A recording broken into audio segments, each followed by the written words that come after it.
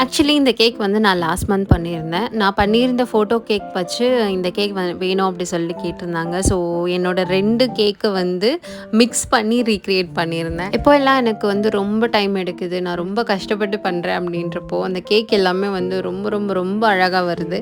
Actually இந்த cake பண்றதுக்கு வந்து எனக்கு ரொம்ப டைம் எடுத்துச்சு. பிகாஸ் அவங்க ஃபோட்டோஸ் எல்லாமே வந்து எனக்கு கொஞ்சம் சேஃபா வந்து எனக்கு ப்ளீஸ் பண்ணுங்க.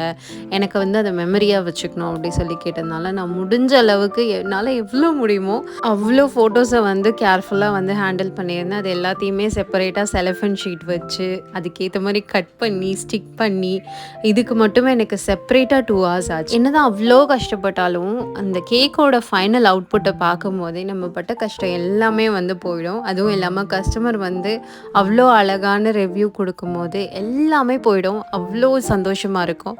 ஸோ இந்த கேக் எப்படி இருக்கு அப்படின்னு மறக்காம கமெண்ட் பண்ணுங்க. பாய்.